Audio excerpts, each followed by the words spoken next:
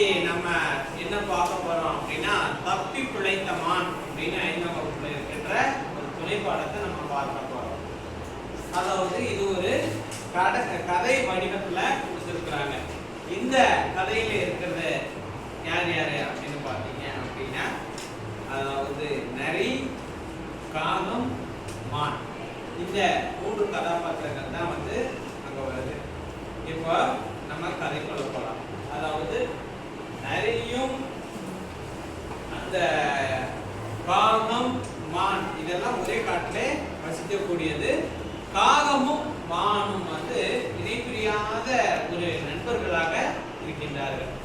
இதை பார்க்கும் பொழுதெல்லாம் நரிக்கு ஒரு விதமான பொறாமை. என்னடா நம்ம கூட யாருமே சேர மாட்டேங்கிறாங்க, நமக்கு யாருமே ஃப்ரெண்டு கிடையாது, ஆனா இந்த காகமும் மானும் இப்படி ஒரு நண்பர்களாக இருக்கிறார்களே, யாரும் பிரிக்க முடியாத நண்பர்களாக இருக்கிறார்களே, இதை எப்படியாவது நம்ம பிரிக்கணும், அதுக்கு கட்டாயமா நம்ம முயற்சி எடுக்கணும் அப்படின்னு ஒரு திட்டத்தை தீட்டுகிறது யார்? அந்த நரி. யாரையும் பிரிக்கணும் என்ற காகத்தையும் மானையும் பிரிக்க வேண்டும் என்று ஒரு திட்டத்தை தீட்டுகிறது.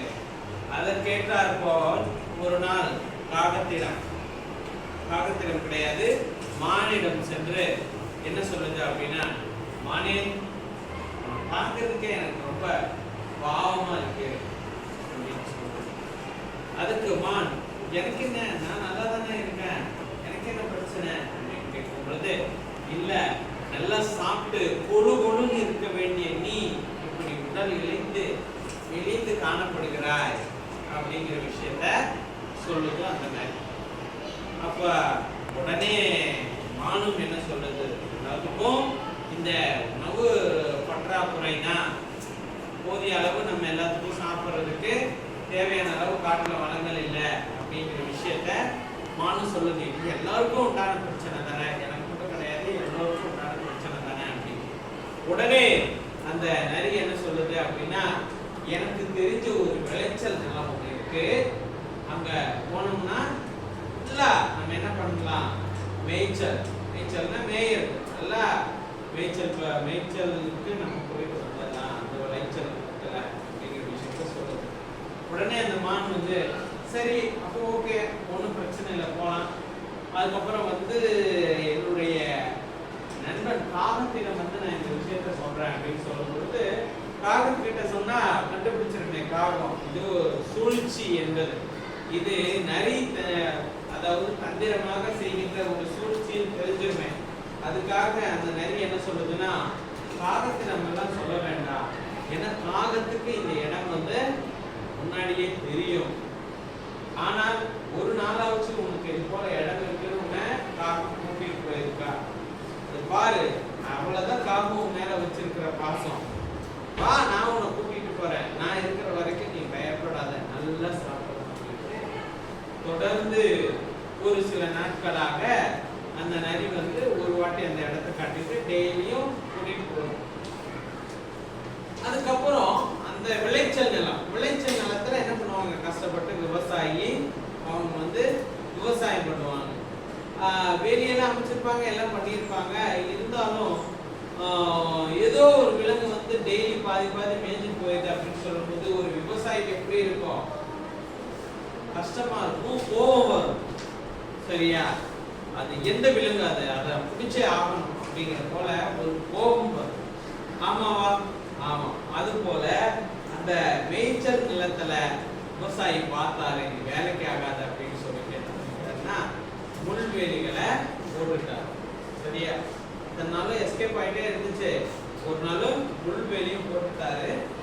அந்த மானும் ஒரு நாள் விவசாயி வர இந்த மான் எஸ்கேப் ஆகலான்னு ஆகும்போது அந்த முள்வேலியில சிக்கிருச்சு. புரியுதுங்களா? முள்வேலியில சிக்கிருச்சு. அப்ப முள்வேலியிலிருந்து எப்படி வெளியே வரணும் அப்படிங்கிற விஷயத்த, அதுக்கு நம்மளை போல கை காலெல்லாம் இருக்கா மானுக்கு, இப்படி எடுத்து வர்றதுக்கு முடியாது.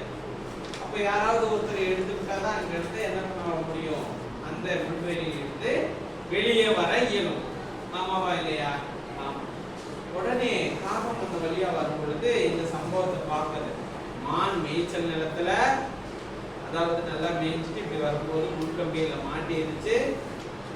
அதன் பிறகு இந்த சுச்சுவேஷன் வந்து நரி அதாவது பின்னாடி நின்று இன்னைக்கு மானை வந்து அந்த வேட்டைக்காரன் விவசாயி வந்து என்ன பண்ண போறான், வீட்டுக்கு கொண்டு போக போறான், கறி சமைச்சு சாப்பிட போறான். இப்படிங்கிற விஷயத்தையெல்லாம் என்ன நடக்கும்னு ஆவலா பார்த்துட்டு ஒரு பக்கத்துல நரி தன்னுடைய நண்பன் மாட்டிக்கிட்டானே அப்படின்ட்டு காகமும் பார்த்துக்கிட்டு இருக்கு.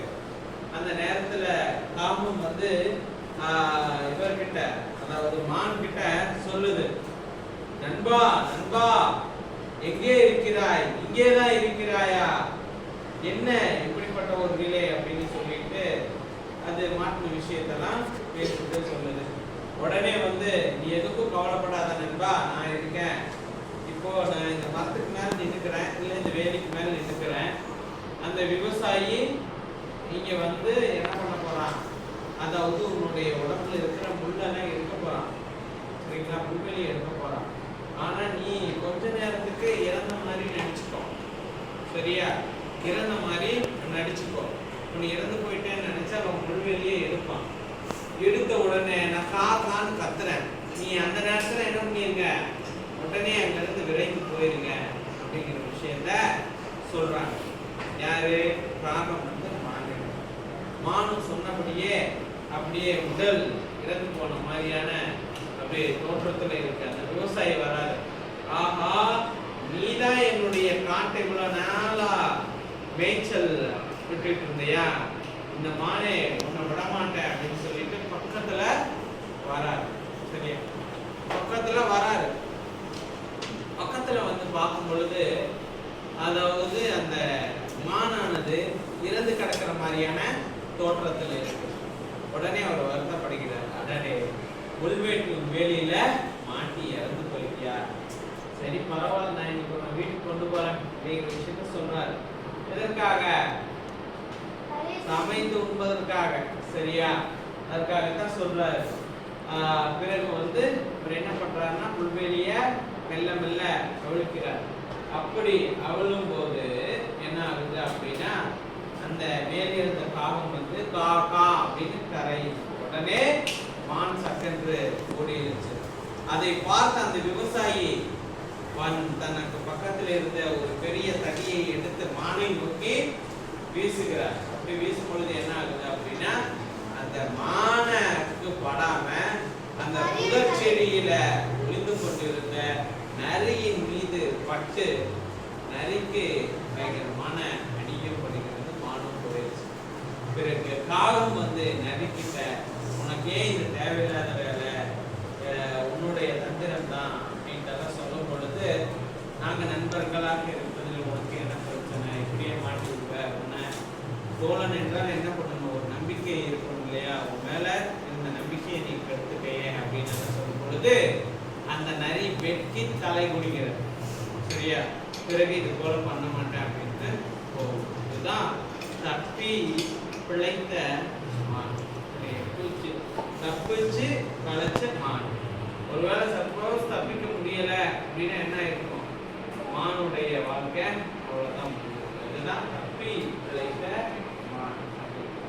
இந்த கதையின் மூலமாக நம்ம என்ன தெரிஞ்சுக்கணும் அப்படின்னா வந்து ஆத்திரத்தில், அதாவது அது வந்து நம்ம போன துணை பாடத்துல பார்த்தோம், ஆத்திரக்காரனுக்கு புத்தி மட்டும் அப்படிங்கிற நீதிய போன துணை பாடத்துல பார்த்தோம்.